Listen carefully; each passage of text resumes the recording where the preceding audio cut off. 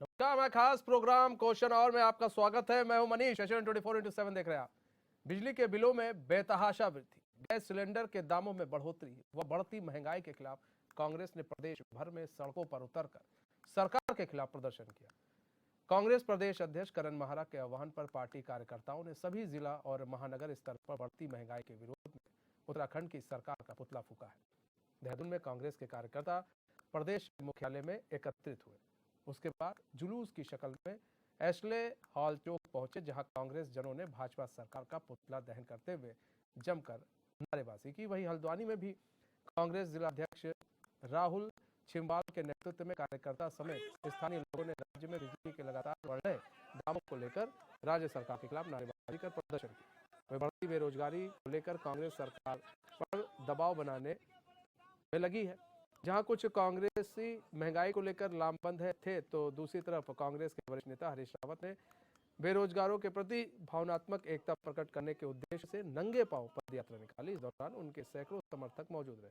पूर्व मुख्यमंत्री हरीश रावत ने देहरादून के डिस्पेंसरी रोड स्थित राजीव गांधी की प्रतिमा से अपनी पदयात्रा की शुरुआत की। उन्होंने इस दौरान घंटाघर स्थित स्वर्गीय इंद्रमणि बडोनी के प्रतिमा पर भी माल्यार्पण कर उन्हें श्रद्धांजलि अर्पित की। हरीश रावत ने बढ़ती बेरोजगारी पर सरकार को निशाने पर लिया। उन्होंने कहा कि आज सरकार बेरोजगार नौजवानों को भटका रही। प्रदेश सरकार की नीतियों से नौजवान भटक रहे और यह नौजवान सरकार की अवहेलना के शिकार है। उन्होंने कहा कि राज्य में 85,000 के करीब पद रिक्त है, लेकिन राज्य सरकार की तरफ से कोई कदम इन रिक्तियों पर भरने में नहीं उठाया जा रहा।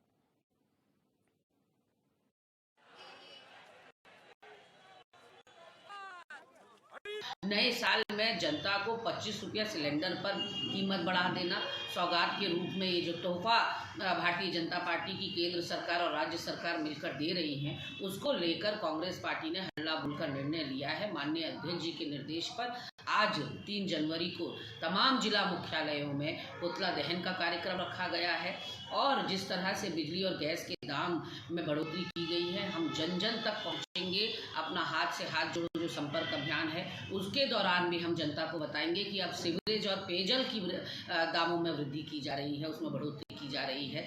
तो ऐसे में आप इसको ऊर्जा प्रदेश तो कहते हैं, लेकिन आप जो है पेट पे लात मार रहे हैं गरीब आम जनता का, सिर्फ और सिर्फ अपने पूंजीपति साथियों को लाभ पहुंचाने के लिए। पूरे प्रदेश में दिन ब दिन ये लोग हर चीज के रेट बढ़ाई जा रहे हैं। बिजली के रेट 2022 में 3 बार बढ़ा चुके हैं और दोबारा से 70% बढ़ाने की बात कर रहे हैं। नव वर्ष में रसोई की गैस के रेट इन्होंने बढ़ा दिए हैं। एक तरफ कोरोना के काल के रेट जब सब लोगों की कमरें टूट गई हैं, ये लोग महंगाई से रेट बढ़ाई जा रहे हैं। नौजवान जो है, जिनको सरकार भटका रही है, सरकार की नीतियां भटका रही हैं, जो उनकी अवहेलना के शिकार हैं। 85,000 के करीब पद रिक्त हैं, लेकिन कोई कदम सरकार की तरफ से उठ नहीं रहा है। बल्कि पिछले साल जितने लोगों की नौकरी लगी नहीं, उससे ज़्यादा लोग जो नौकरी बचे वो निकाल करके वो सड़कों पर आ गए। तो ये उल्टा हो रहा है। और इधर जिन लोगों ने परीक्षाएं दी थी, बड़ी उम्मीद में थे, उनकी परीक्षाएं या तो रद्द हो गई हैं या लटकाए पड़े हैं। तो मैं अपनी तरफ से इन नौजवानों को उनके दर्द को जो है शेयर करने के लिए, इसीलिए मैंने तय किया है कि राजीव गांधी जी को प्रणाम करके जवाहरलाल नेहरू जी की मूर्ति तक जो है मैं नंगे पांव पद यात्रा करूँगा। ये पद यात्रा मेरी उन नौजवानों को समर्पित है, ये कहने के लिए समर्पित है कि राज्य के लोग जिस तरीके से बहुत दुखी हैं इस बात से, और सरकार को ये कहना चाहता हूँ कि ये हम राजनीति से परे हट करके कर रहे हैं, मगर ज़रूरत पड़ी तो फिर राजनीतिक अस्त्र के साथ भी इस तरीके का आंदोलन को हम कांग्रेस के झंडे के नीचे उठाएंगे। आप देखिए, महंगाई को लेकर एक तरफ प्रदर्शन किया गया कांग्रेस की तरफ से, हम आपको 3 तस्वीरें दिखा रहे हैं, और एक तरफ UKSSC मामले को लेकर सड़कों पर दिखे वरिष्ठ नेता हैं, पूर्व मुख्यमंत्री हैं हरीश रावत, हरदा सड़कों पर दिखे। अब उनका कहना है जब तक बच्चों को रोजगार नहीं मिलेगा और उनके हकूक उन्हें नहीं वापस मिलते हैं, वो दिल्ली कूच करेंगे और इसी तरह नंगे पांव वो पदयात्रा करेंगे। एक तरफ राहुल गांधी की भारत जोड़ो यात्रा, अब पदयात्रा शुरू हो रही है। वरिष्ठ नेता हरीश रावत की। वहीं महंगाई को लेकर भी कांग्रेस ने हल्ला बोल कर दिया है।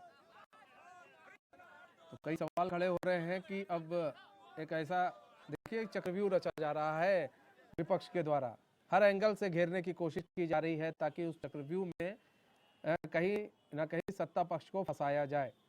महंगाई हो, चाहे यूके ट्रिपल एससी मामला हो, बेरोजगारी का मामला हो, उसको लेकर भी सड़कों पर दिखे।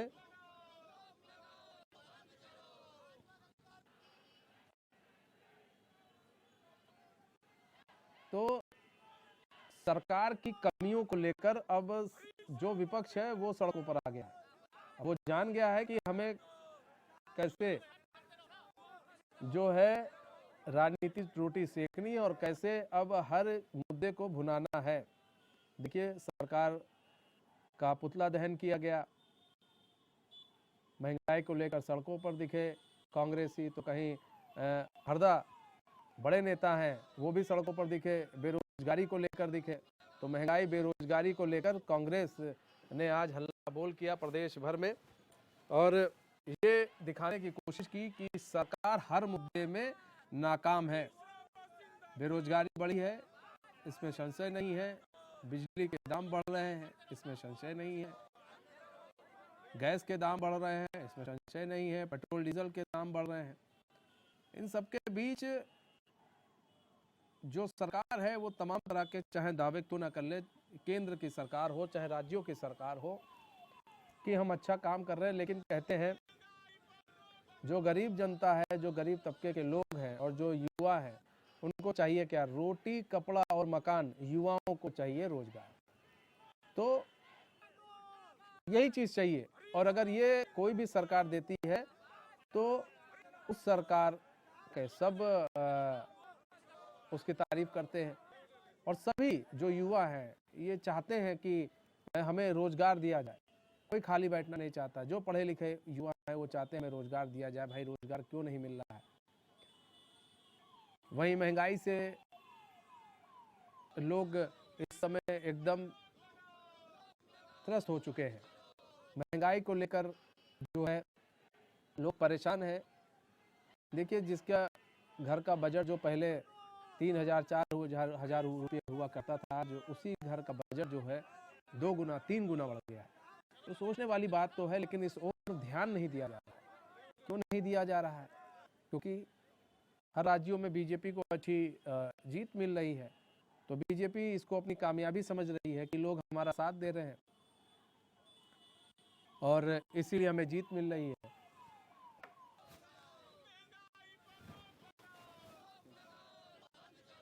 तो 3 तस्वीरें हम आपको टीवी स्क्रीन पर दिखा रहे हैं।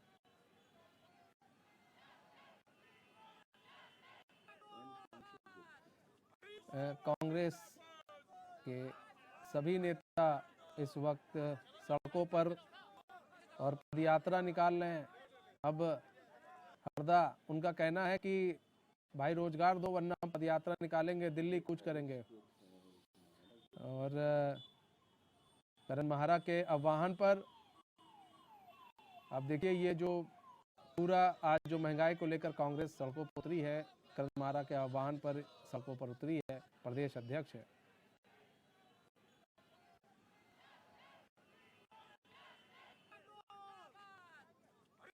तो इसमें अगर एक चीज भी देखिए समझने वाली चीज है कि इतना बड़ा आप प्रदर्शन कर रहे हैं, लेकिन आपके ही बड़े नेता वो दिख नहीं रहे। एक हरीश रावत को छोड़ दीजिए तो शायद कोई बड़ा नेता नहीं दिख रहा है।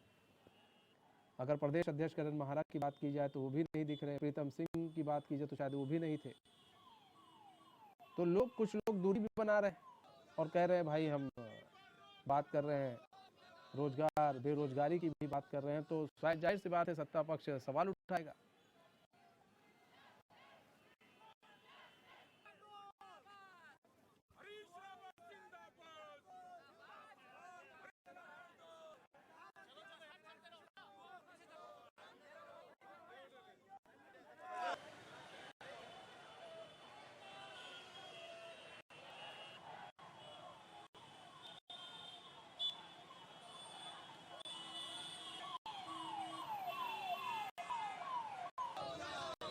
बेरोजगारों के लिए भी कांग्रेस ने सड़कों पर उतरे और उसके खिलाफ भी हल्ला बोला है।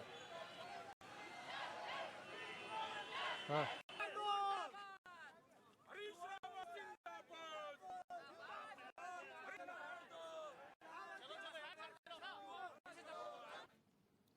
तो कई सारे सवाल भी हैं। हमारे साथ उन सवालों का जवाब देने के लिए हमारे मेहमान भी जुड़े हुए हैं। संजीव वर्मा हमारे साथ भाजपा नेता जुड़ चुके हैं, मोहन कांगड़ा है कांग्रेस के नेता, वो भी जुड़ चुके हैं, डीके पॉल जो है आपके नेता है वो भी जुड़ चुके हैं। सभी मेहमानों का बहुत बहुत स्वागत है एचएनएन में। संजीव वर्मा जी, पहले आप ही के पास आ जाते हैं कि एक अब देखिए कांग्रेस नाम बंद हो गई है और किन किन मुद्दों से आप भागेंगे, बेरोजगारी हो, महंगाई हो, और कांग्रेस ने अब इन सबको लेकर एक चक्रव्यूह भी रच दिया। एक तरफ बेरोजगारों को लेकर हरदा सड़कों पर दिखे, तो वहीं महंगाई को लेकर कांग्रेस के अन्य नेता सड़कों पर दिखे। तो एक चक्रव्यूह की तरह काम किया जा रहा है कि हर मतलब इस चक्रव्यूह में आप लोग को फंसाने की पूरी तैयारी की जा रही है कि आप किस किस पर जवाब देंगे। मनीष जी, देखिए, सबसे पहली बात तो ये है, सबसे पहले मैं क्योंकि एचएनएन पे 2023 में पहली बार आया हूँ, तो मैं अपने सभी दर्शकों को अपनी ओर से और भारतीय जनता पार्टी की ओर से हार्दिक शुभकामनाएं, मंगल कामनाएं प्रेषित करता हूं। आपका नववर्ष शुभ और मंगलमय हो। अब हम डिबेट पर आते हैं। तो जैसा भी आपने बोला, कांग्रेस के पास मनीष जी देखिए इस समय बोलने के लिए कुछ नहीं है, मुद्दा विहीन विपक्ष है और आपसी अंतर्द्वंद से वो इस कदर जूझ रहा है। आज का उनका यदि आप प्रदर्शन देखते हैं तो यह प्रदर्शन कोई महंगाई के विरुद्ध प्रदर्शन नहीं था, बल्कि अस्तित्व बचाओ यात्रा उनकी निकल रही थी, जिसमें आप देखेंगे कि हरीश रावत गुट के ही हरीश रावत जी और उन्हीं के गुट के जितने भी कार्यकर्ता और पदाधिकारी इस प्रदर्शन के अंदर रहे। शेष आपके जो प्रदेश अध्यक्ष करण महाराज जी, वो इस प्रदर्शन से नदारद थे। प्रीतम सिंह जी नदारद थे, हरक सिंह जी नदारद थे, यशपाल आर्य जी नदारद थे और तमाम मैं सोचता हूं कि ये कांग्रेस का प्रदर्शन नहीं बल्कि हरीश रावत जी का प्रदर्शन था। और अस्तित्व की लड़ाई के लिए जिस तरह से ये लोग एक जूझ रहे हैं, तो मैं इससे ज्यादा इसको कोई और संज्ञा नहीं देना चाहता। बात रही आपने जैसा बोला कि महंगाई, तो गैस के सिलेंडर में मात्र 25 रुपए की वृद्धि हुई है, किंतु यदि आप वैश्विक उसमें जाते हैं तो आप देखिए पूरे विश्व भर में जब से यूक्रेन और रशिया का युद्ध हुआ है, आप रशिया में जो कि गैस का प्रमुख उत्पादक देश है, वहां पर आज 1200 रुपए का सिलेंडर है। और तमाम विश्व भर में जितने भी पेट्रोलियम पदार्थ हैं उसमें 50% से अधिक की वृद्धि हर जगह देखी गई है। और किंतु भारतवर्ष में हम इस महंगाई को बहुत हद तक कंट्रोल करने में कामयाब रहे, जो कि हमने 10 से 15% तक पेट्रोलियम पदार्थों में वृद्धि को हम लोग सीमित कर पाए। तो ये इसको हम लोग अपनी एक उपलब्धि के रूप में भी देखते हैं। और मनीष जी देखिए, बात रही जीडीपी की, तो जीडीपी उत्तराखंड की जो 4.7% थी, आज 7% है। जो बेरोजगारी दर जो कांग्रेस के समय पे 14.3 थी, आज बेरोजगारी दर उत्तराखंड की 1.1 है। ये हमारी उपलब्धियां हैं। आज स्वास्थ्य के क्षेत्र में आप देखें, कांग्रेस के शासनकाल में 2017 से पहले और 2017 तक, जब तक कांग्रेस की सरकारें रही, मात्र स्वास्थ्य बेड़े के अंदर, उत्तराखंड के स्वास्थ्य बेड़े के अंदर मात्र 964 डॉक्टर्स थे, जो कि आज 2775 हैं। जबकि एक्चुअल जो हमको डॉक्टर्स चाहिए वो 2800 डॉक्टर्स हमको चाहिए, मात्र 25 डॉक्टर्स अभी कम हैं। किंतु 372 अन्य डॉक्टर्स मार्च तक हमारे स्वास्थ्य बेड़े में आ जाएंगे, जब उत्तराखंड एक सरप्लस डॉक्टर्स की श्रेणी में हम लोग उत्तराखंड को देखेंगे। और साथ ही आप स्वास्थ्य के क्षेत्र में आप देखिए, उत्तराखंड केवल और केवल एक पूरे देश भर में एक ऐसा राज्य है जहां अटल आयुष्मान के अंतर्गत हम निम्न स्तर से उच्च स्तर तक विदाउट एनी डिस्क्रिमिनेशन हम हर वर्ग को अटल आयुष्मान योजना का हम लोग लाभ दे रहे हैं। आप जो हमारी गर्भवती महिलाएं हैं उनको घर से लेकर घर तक पूरा का पूरा आने जाने, इलाज का, प्रसव का, ओटी तक की भी यदि किसी को नौबत आती है, तमाम इलाज पूरी तरह से हम लोग फ्री दे रहे हैं। ये सरकार की उपलब्धि है स्वास्थ्य के क्षेत्र में। आज 247 तरीके के पैथोलॉजी टेस्ट हम लोग फ्री दे रहे हैं। डायलिसिस के जो पेशेंट हैं उनको घर से लेकर और घर तक छोड़ने तक पूरी तरह से डायलिसिस फ्री दे रहे हैं। ये स्वास्थ्य के क्षेत्र में एक अमूलचूल, मनीष जी एक मिनट, अमूलचूल एक हम लोगों की ये बड़ी उपलब्धि है। और साथ ही आप ये भी देखिएगा, उत्तराखंड अकेला ऐसा प्रदेश बन गया है जहां शिक्षा नीति, नई शिक्षा नीति हमने पूरे देश भर में सबसे पहले लॉन्च करी। और साथ ही कॉमन सिविल कोड का ड्राफ्ट लाने वाला उत्तराखंड पहला राज्य है। कड़ा धर्मांतरण कानून लाने वाला पहला राज्य है।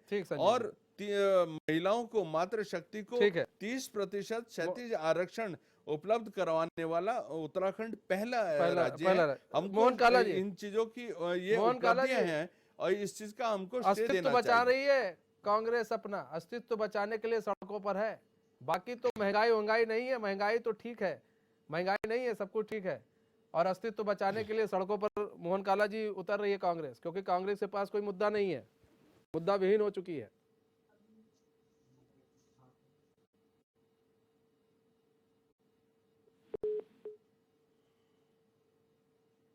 मोहन काला जी, आपको हमारी आवाज आ रही है? डीके पाल जी, आपको हमारी आवाज आ रही है?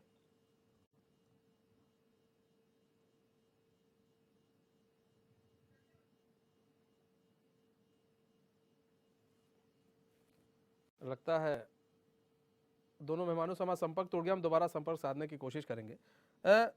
संजीव वर्मा जी, देखिए सवाल ये उठ रहे हैं कि सबसे बड़ी बात ये है कि आप कितना भागेंगे। महंगाई तो है, जहां हम लोग 450 में सिलेंडर खरीदते थे, आज हम लोग 1150 में सिलेंडर खरीद रहे हैं। सर महंगाई तो है ही है ना। आज हम लोग को 45 रुपये किलो चीनी मिल रही है। सर महंगाई तो है ही है। बताइए, आज हम लोग को 180 रुपये किलो सरसों का तेल मिल रहा है। सर महंगाई तो है ही है ना। अब बताइए ना, 90 या 60 में पहले तेल मिलता था सरसों का, आज कहाँ हम लोग पहुंच गए। मनीष जी देखिए, यदि थोड़ी महंगाई बढ़ी है तो आय भी बढ़ी है, इस चीज को भी हमको देखना होगा। जो एक संजीव वर्मा जी, हम रोकना चाहेंगे, मैं आपको रोकना चाहूंगा। मैं आपको बताऊं, देखिए आप लोग आय बढ़ी है की बात करते हैं। सबसे पहला सवाल मेरा ये है, आय किसकी बढ़ी है? जो सरकारी नौकरी कर रहा है। ठीक है, बात सुन लीजिए। संजीव वर्मा जी, मेरी बात सुन लीजिए। मनीष जी, जो दिहाड़ी मजदूर जिसकी 150 रुपए और 200 रुपए मजदूरी हुआ करती थी, आज उसकी मजदूरी 600 रुपए से 650 और 700 रुपए तक है। आप घंटा घर पे कोई मजदूर लाके दिखा दीजिए, 650 से नीचे कोई मजदूर जाने को तैयार नहीं होता। वही मजदूर एक समय में 150 से 200 रुपए में हम लोगों को मजदूर मिल जाया करता था। तो हम ये नहीं कह रहे महंगाई और ये जो एक आय व्यय, ये सब चीजों का एक कोऑर्डिनेशन होता है। और आप ये देखिएगा, आपने कहा कई बार महंगाई क्या होता है, एक सीजनल होती है। अभी जैसे सब्जी के दाम है, सब्जी के दाम कभी सीजन नहीं है तो कीमतें बहुत ज़्यादा होती हैं।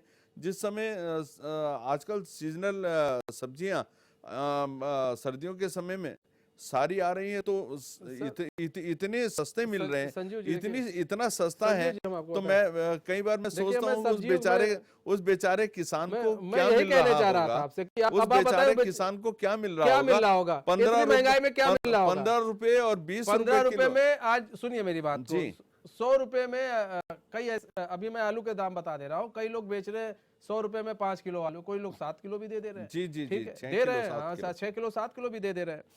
ठीक है, अब वो किसान जो है, अब आप सोचिए घर पर 100 रुपये, 200, 300 रुपये, 400 रुपये कमाता होगा, लेकर जाएगा। आपने यहाँ सब्जी की बात कर दी, आप ये बताइए वही किसान जब लेने जाता है, और जब जाता है कड़वा तेल लेने, और जब जाता है चावल लेने, जब जाता है आटा लेने, तो उसे पता चलता है भैया इस पे तो जीएसटी लग गई है। अब जब जाएगा तेल नहीं लेने, नहीं उस पे नहीं तो GST लग गई है। मनीष जी, मनीष उस जी, पर मनीष जी, मेरी बात सुनिए संजीव वर्मा मनीष जी, मैं जो कहना चाह रहा हूँ उसको समझिए। मनीष जी मेरी बात सुनिए ना। अब आप नहीं, मैं ये कह रहा ना हूँ, खुले चावल पे जीएसटी है, ना आटे पे जीएसटी है, ना खुले दाल पे नहीं हम जीएसटी कह रहे है। बहुत लोग होते हैं पैकेट का खाते, अगर पैकेट का लेने जाए वो जीएसटी लेके आएगा, यही हो गया ना। मनीष जी देखिए, हाँ। जो लोग अफोर्ड कर सकते हैं, जो ब्रांडेड चीजें खा रहे हैं, तो वो नहीं सर, सवाल ये क्यों लग रहे हैं? हमारा सवाल ये है, देखिए आज आप आटे, चावल, दाल, गेहूं पर अगर आप जीएसटी भी लगा रहे हैं, और फिर आप कह रहे हैं महंगाई नहीं है, तो सर इससे बड़ा सर अब इससे बड़ा झूठ नहीं हो सकता। दूसरी चीज ये देखिए संजीव भाई, आप लोग बड़े वरिष्ठ हैं, आप लोगों से क्या कहा जाए। देखिए आप संजीव भाई, आपको ही मालूम है कि एक बार रेट बढ़ गया तो उसके बाद वो घटता जल्दी नहीं है। आज सरसों के तेल का जब रेट बढ़ा तो हम भी समझते थे, मैंने उस पर बड़ी हम लोगों ने रिपोर्टिंग की थी, तो हम लोग को लगता था कि चलो रेट बढ़ा है तो घटेगा भी है, और ऐसा नहीं है, सरकार ने बढ़ा दिया है रेट तो घटेगा। ठीक, चावल का रेट बढ़ गया या दाल का रेट बढ़ गया है तो घटेगा भी, ऐसा नहीं है भाई, बढ़ाया है किसी कारणवश बढ़ाया गया है तो घट भी जाएगा, ये सरकार की पॉलिसी है, इसको समझना चाहिए। लेकिन बचपन से लेकर आज तक हम लोगों ने ये देखा है कि एक बार रेट बढ़ने के बाद उस रेट को घटाया नहीं जाता है। क्यों सर?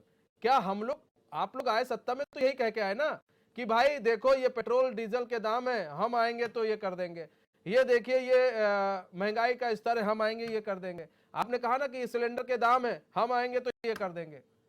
तो सर लोग पूछते हैं सवाल कि अब कहाँ गए, हम आएंगे ये कर देंगे, हम आएंगे ये कर देंगे, सर कहाँ गए वो लोग? मनीष जी, आपने गैस के सिलेंडर की बात करी, तो गैस का सिलेंडर यदि आप खाली कीमतों को ही देख रहे हैं, कंपैरिजन ही केवल कर रहे हैं कि इस समय ये है कीमत, उस समय क्या कीमत थी, लेकिन आपको साथ ही ये भी देखना होगा कि उस समय एक साल में 6 सिलेंडर मिलते थे, और उस समय कितनी कालाबाजारी हुआ करती थी। 445 रुपए का सिलेंडर 1500 रुपए और 2000 में मिला करता था। 3-3 दिन आदमी अपना काम काज छोड़कर, दिहाड़ी मजदूरों को अपनी दिहाड़ी छोड़कर लाइनों में लगे रहना पड़ता था, उसके बाद भी नहीं मिलता था, और थक हार के फिर 3 दिन के बाद ब्लैक में ही 1500 रुपए और 2000 का सिलेंडर खरीदने के लिए वो लोग मजबूर हो जाया करते थे। और आज देखिए स्थिति क्या है। आप इसी पर आएंगे संजीव वर्मा जी, हम आएंगे इसी पर आएंगे। लेकिन सबसे बड़ा सवाल ये है कि देखिए इसमें जो अब जो जनता है, जनता सपोर्ट क्यों नहीं कर रही है कांग्रेस को? ये भी सोचने वाली बात है। शायद कांग्रेस को इस पर सोचना भी चाहिए कि वो हर मुद्दे को लेकर लड़ रहे हैं, लेकिन जनता सपोर्ट क्यों नहीं कर रही है? वो सोचने वाली बात इसलिए है क्योंकि शायद जब ऐसी स्थिति आती है, जब कांग्रेस को लगता है कि अब हमको अब बाजार गर्म है और इसी समय काम किया जाए, तो जनता भी परख लेती है भाई राजनीति हो रही है। तो क्या इन सब चीजों से भी बचना चाहिए?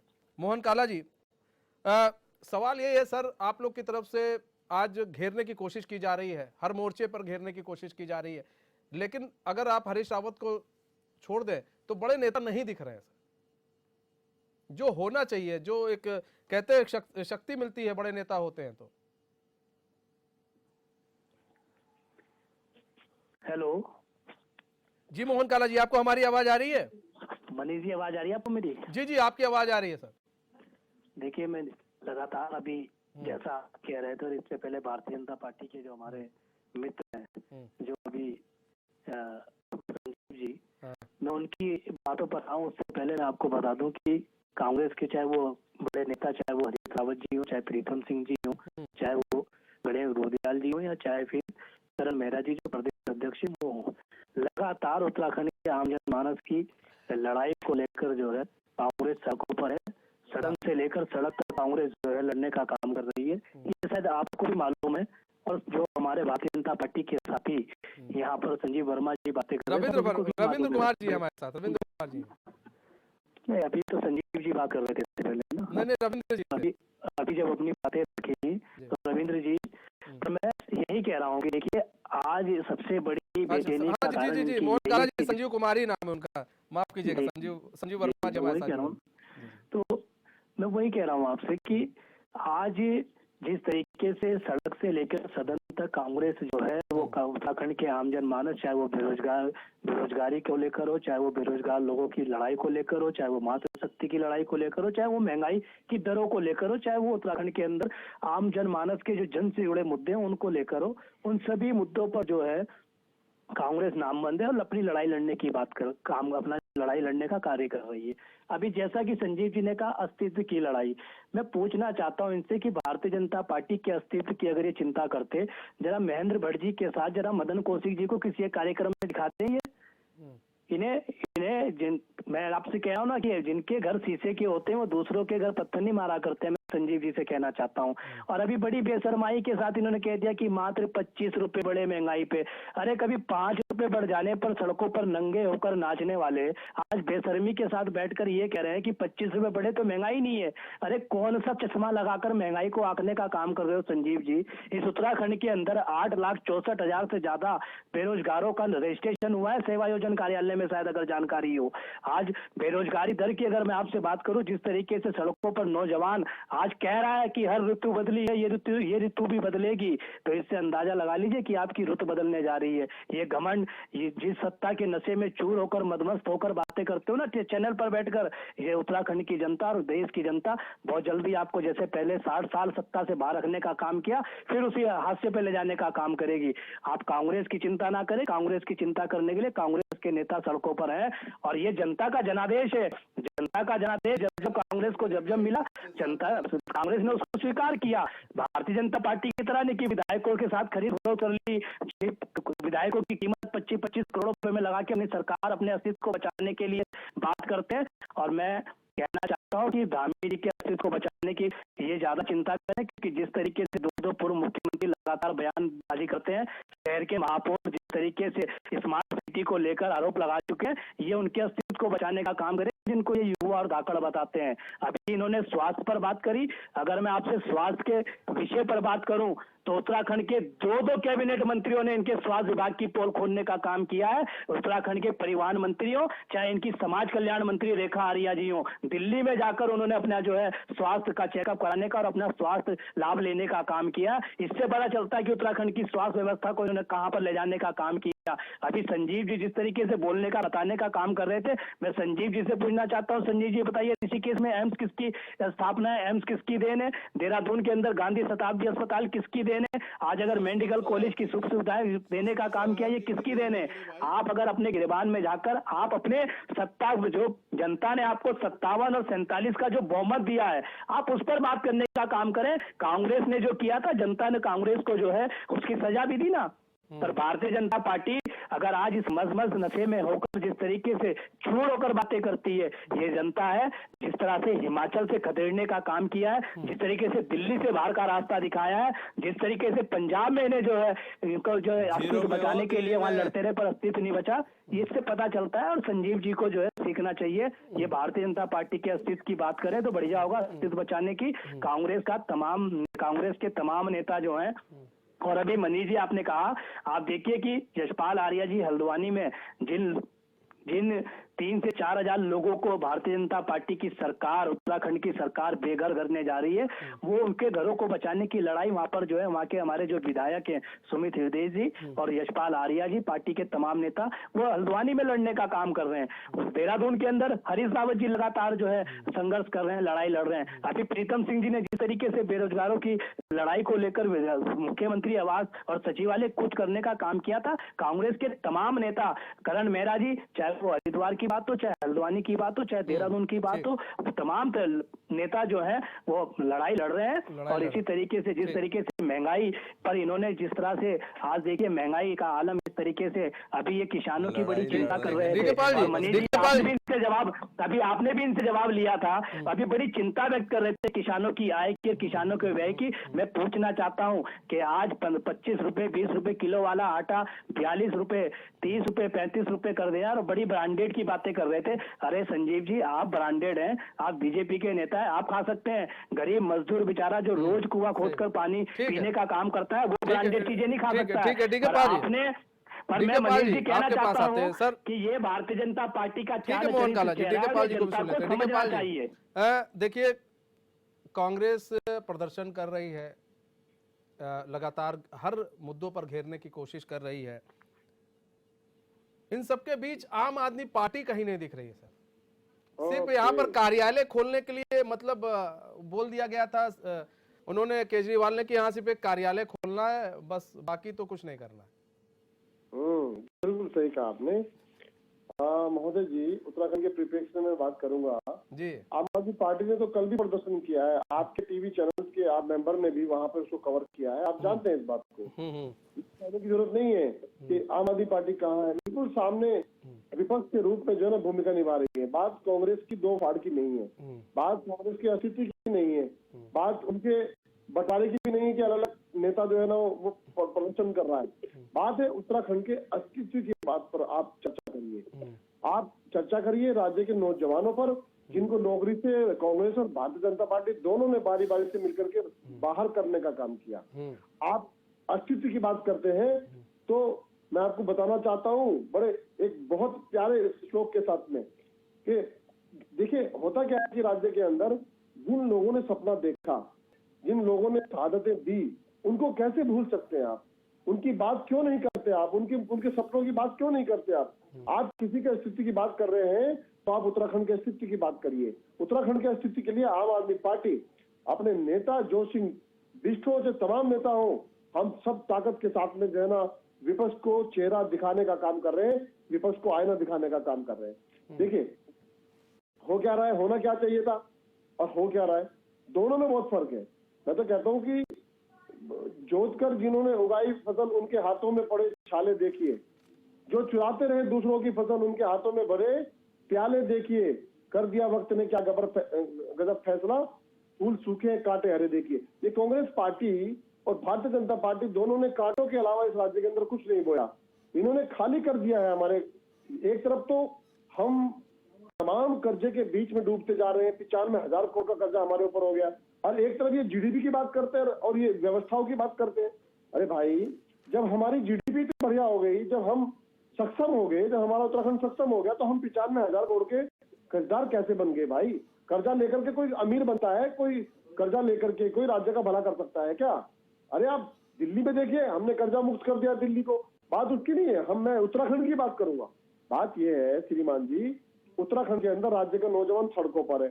हम कल यूके SSS के लिए, राज्य के नौजवानों के लिए भर्ती घोटाले के लिए कल बैठते हैं और सरकार, दमनकारी सरकार, हमारे लोगों को वहां पर डंडे के जोर पर, बंदूक के जोर पर उठाने की कोशिश करती है। ये कैसी सरकार है? जो दमनकारी सरकार है, जो राज्य के नौजवानों की बात करेगा उसे डंडा दिखाएंगे, जो राज्य के लोगों की बात करेगा उसको ये आंख दिखाएंगे, बंदूक दिखाएंगे। जब ये दमनकारी सरकार इस राज्य के अंदर भूखमरी पैदा करना चाहती है, महंगाई को तरजीह देना चाहती है, जब ये महंगाई को ही अपना विकास मानते हैं, तो इनकी बात करना कौन चाहता है?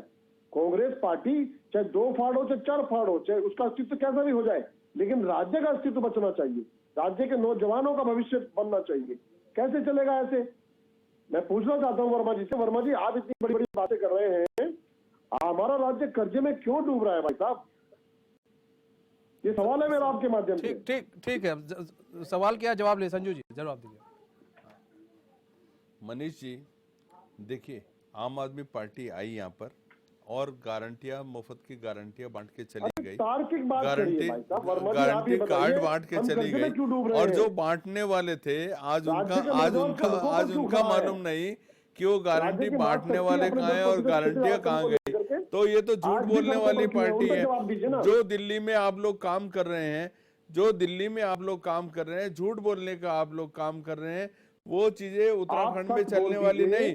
उत्तराखंड में हम, मेरे भाई सुनो ना, अरे सुनो ना, बोल चुके, अब सुन भी लो।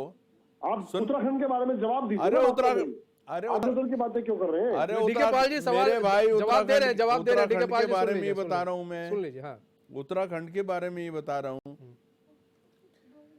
हम लोगों ने धरातल पर विकास दिया है, ग्राउंड जीरो पर हम लोग काम कर रहे हैं। जो शिलापट हम लगाते हैं, साथ ही साथ मनीष जी, ये पहली बार है कि भारतीय जनता पार्टी की जब से सरकारें बनी हैं, हम लोग जो शिलान्यास जिस काम का करते हैं, साथ ही साथ हम उसका उद्घाटन कौन सी तारीख को करेंगे, वो काम कब कंप्लीट होगा, वो तिथि भी साथ साथ हम लोग निश्चित कर देते हैं। और उसके एक नहीं, मैं कई सारे आपको उदाहरण दे सकता हूं। आप डाट काली की टनल देखिए, समय से पहले हमने पूरी आप कर करी। रहे हैं उसको? आप फ्लाईओवर कर रहे हैं, देखिए, आपकी सरकार डबल कर रही इंजन है। की सरकार है श्रीमान, उत्तराखंड डबल की इंजन सरकार की कर रही है सरकार क्या? है श्रीमान, अरे आप डबल ये इंजन की बताइए, सरकार है। ये आप जो लोगों ने दिल्ली में बिजली पर आयुष्मान आप जो योजना को पैसे लागू बढ़ाए नहीं जा होने रहे हैं, दिया। इसको कौन आपने रोकेगा? दिल्ली में आपकी सरकार गरीबों रोकेगी के या साथ केंद्र सरकार गरीबों रोकेगी? के साथ छल करने का आप लोगों ने काम किया। मत भूलिए, कोई तार्किक बात नहीं करते आयुष्मान आप। ये योजना को भाजपा आपने के दिल्ली प्रवक्ता में है, लागू नहीं होने ये दिया। काम चोरी करते हैं यहाँ बैठ मात्र करके। अपने ये झूठ और मात्र छपान अपने बोलने का काम स्वार्थ की करते हैं। खातिर, मात्र अपने स्वार्थ की खातिर झूठ बोलते हैं आप लोग। बताइए, आपने दिल्ली में कौन सा सच नया बोल हॉस्पिटल दीजिए ना बनाया? ठीक है, ठीक है पाल जी, ठीक है पाल आपने जी। कौन सी यूनिवर्सिटी बनाई? संजीव वर्मा जी, बताइए, आपने संजीव दिल्ली में वर्मा कौन जी, से इस पे आ नए- जाए, उत्तराखंड पे आ जाइए। बताइए ना। छोड़िए दिल्ली पे बाद में जाएंगे। मैं संजीव वर्मा जी, उत्तराखंड की बात कर रहा हाँ हूँ। हाँ, उत्तराखंड पे आइए। हाँ, मैं उत्तराखंड की बात कर रहा हूँ। मनीष जी, देखिए, आप आईएमए के पास जो दशकों से लंबित पड़ी हुई नेशनल हाईवे हमारा पड़ता है, और जहां पर परेड के समय यहाँ की जनता को घंटों घंटों इंतजार करना पड़ता था, और दसों बीसों मील का एक चक्कर काट के आना पड़ता था। और वो एक लंबित पड़ी हुई जो योजना थी, उसको हमने लागू करवाया। वो जो अंडरपास है वो लगभग बन के पूरी तरह से तैयार है। ऑल वेदर रोड हमारी लगभग 80% बन चुकी है। ऋषिकेश से कर्णप्रयाग रेल परियोजना हमारी 70 से 80% उस पे काम पूरा हो चुका है। धरातल पे देखिए, नए नए फ्लाईओवर्स 2 घंटे में दिल्ली से देहरादून तक का नेशनल एक्सप्रेस हाईवे जिसको मार्च 2024 में बन के तैयार होना था, उसकी डेडलाइन एडवांस करते हुए दिसंबर 2023 में अब वो पूर्ण हो जाएगा। और दिल्ली से देहरादून मनीष जी एक मिनट, ठीक सर, मनीष जी एक मिनट, उनकी बात का जवाब दे रहा हूँ। सर, महंगाई पर उनकी बात का जवाब दे रहा हूँ कि ये वो अभी बोल रहे थे कि आपने क्या किया, तो मैं वो बता रहा हूँ क्या किया। मैं 2022 की उपलब्धियां, श्रीमान 2022 की उपलब्धियां बता रहा हूँ। 2022 की हमारी सबसे जो बड़ी, जो हमने कीर्तिमान स्थापित किया, ठीक है संजीव, मोहन काला जी, मोहन काला जी, माननीय मुख्यमंत्री जी का उपचुनाव आज ठीक है संजू भाई, ठीक है 75%, ठीक है संजू भाई, एक बड़ा मोहन काला जी, बहुमत के साथ देखिए हमने एक जीत चीज हासिल करी, जो आज और हम लोगों ने कांग्रेस तस्वीरों सहित में देखी, तमाम दलों की हम भी आपसे भी वो जानना चाहेंगे। जब्त कराई। ये एक ऐसा कीर्तिमान था जो भूतो न भविष्यति। सरकार है, काम करती है, सरकार काम कर ही रही है। ठीक है, ठीक है संजू भाई, ठीक है, ठीक है संजू भाई, बड़ा मत ठीक है, प्रतिशत इसलिए मिला कौन सा क्योंकि काम हम कर लोगों रही ने है, धरातल पे काम किया है। ठीक है, ठीक है हम संजू भाई, लोगों ने ठीक है, धरातल पे काम ठीक है किया संजू भाई, जनता ने उसी का फायदा उठ रहा है। ठीक है मोहन काला जी, जनता ने हमारे कामों का हमारे को मतों के रूप में उसका एक परिणाम दिया। ठीक है, आशीर्वाद दिया है। मोहन काला जी, आज हम लोग जो तस्वीर देख रहे थे मोहन काला जी, उस पर आज हम लोगों ने जो देखा, उसमें एक चीज हमने देखी कि जो एक आप जब मैंने देखा कि हरीश रावत को देख रहे थे, जब वो चल रहे थे, उनके पीछे लॉबी काफी तगड़ी थी, काफी लोग थे, कांग्रेस के लोग काफी जुड़े हुए थे। वही जब हमने देखा कि बेरोजगारी और महंगाई को लेकर जब पुतला दहन करने के लिए कार्यालय से लोग निकले, तो वो संख्या नहीं जुटा पाए जो संख्या होनी चाहिए कांग्रेसियों की।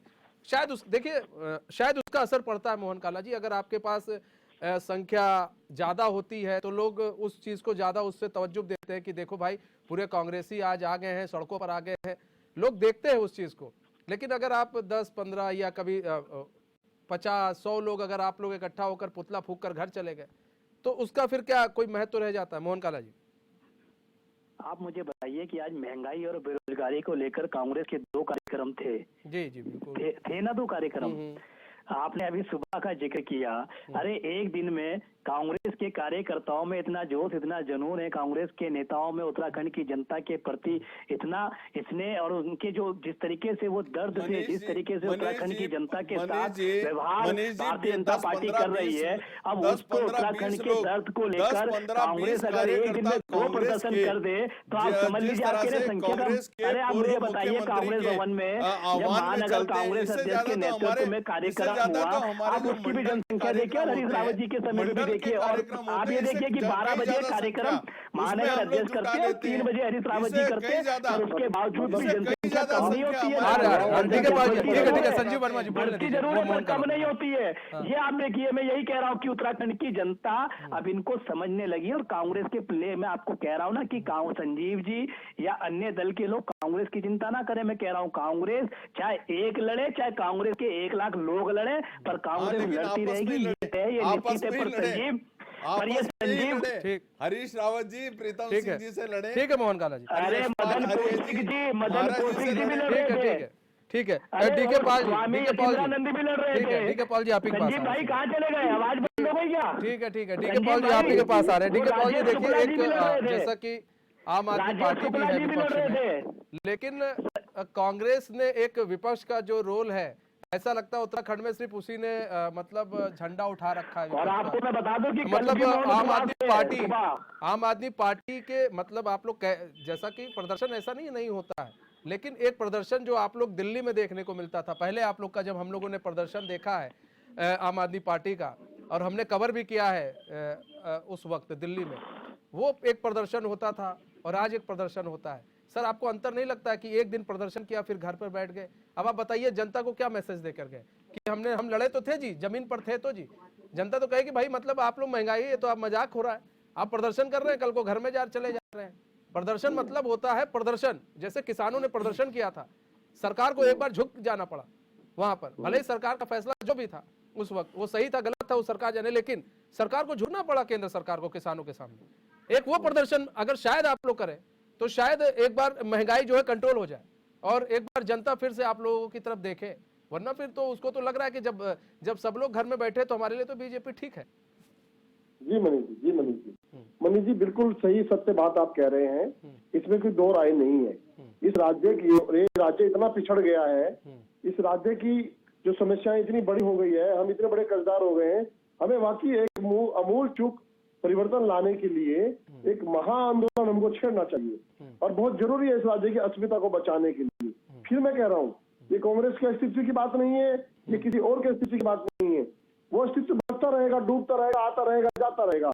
बात ये कि उत्तराखंड का अस्तित्व कैसे बचेगा, और ये जो बात आपने कही है इसमें बहुत दम है, इसमें इसकी बात का मैं समर्थन करता हूँ। और आम आदमी पार्टी इस बारे में गंभीरता से सोच रही है कि हम राज्य के नौजवानों के रोजगार को किस प्रकार से वापस दिलाएं, कैसे भर्ती घोटालों का पर्दाफाश कराएं, कैसे 72 किलोमीटर की जो घाट क्षेत्र की चमोली लाठीचार्ज करवा रहे हैं आपकी सरकार है पंजाब में, युवाओं के ऊपर लाठीचार्ज करवा रहे हैं, अपनी मांग लेके जाते हैं, लाठीचार्ज करवा रहे हैं। बात कर ले सर। हाँ बोलिए डीके पाल जी। इसलिए मैं कहना चाहता हूँ, हम जब अभी तक अपनी अस्थायी राजधानी गैरसैंण का मसला हल नहीं कर पाए तो हम वाकई पिछड़ गए हैं। हम अपनी परिसंपत्तियों को उत्तर प्रदेश से डबल इंजन सरकार होने के बाद भी वापस ले नहीं पाए, तो वाकई हमारा उत्तराखंड पिछड़ चुका है।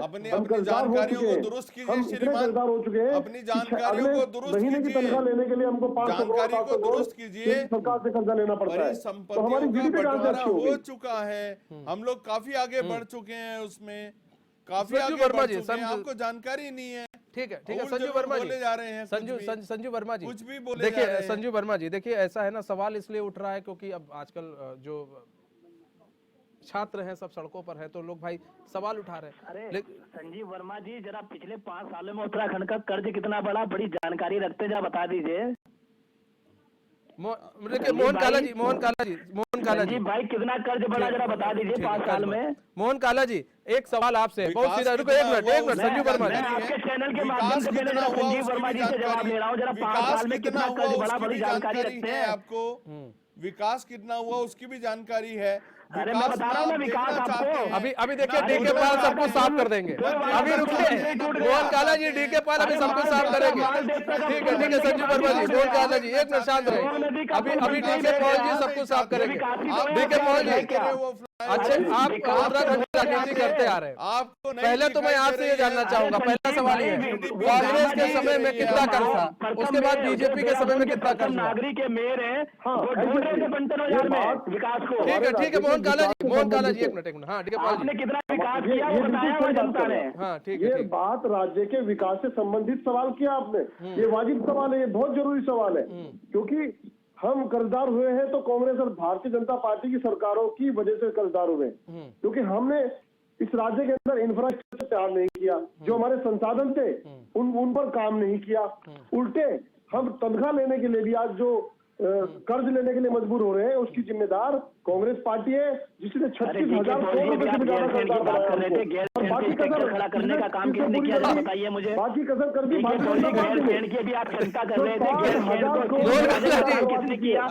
डीके पाल जी ने तो खोल दी। मोहन काला जी देखिए, मोहन काला जी मोहन भाई सुन लीजिए, मोहन भाई समय कम है, मोहन भाई समय कम है, बस आपसे देखिए हम मोहन भाई ठीक है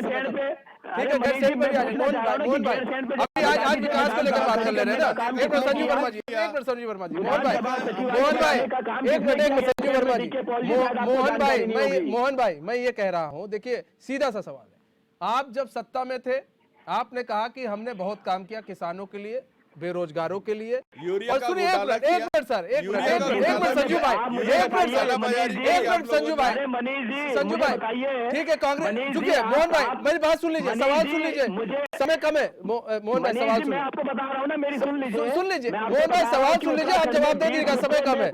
मोहन भाई सुनिए तो देने का काम किसने किया? ठीक है वही मैं वहीं पर आ रहा हूँ, मैं वहीं पर आ रहा हूँ मोहन काला जी, मैं वहीं पर आ रहा हूँ। मोहन भाई सीधा सा सवाल है, सब चीज आपने किया, कांग्रेस के राज में सब कुछ ठीक था, सब बढ़िया था, सब कुछ चकाचक था, सब कुछ चंगा था।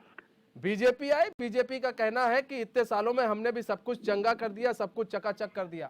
मोहन भाई ये बताइए, जब सब कुछ आपके राज्य में सही, बीजेपी के राज्य में सही, फिर क्यों आखिर ये बेरोजगार जो है यहाँ पर सड़कों पर है? आप लोगों ने उतना रोजगार क्यों नहीं दिया? क्यों नहीं उस समय भी महंगाई रोकी गई?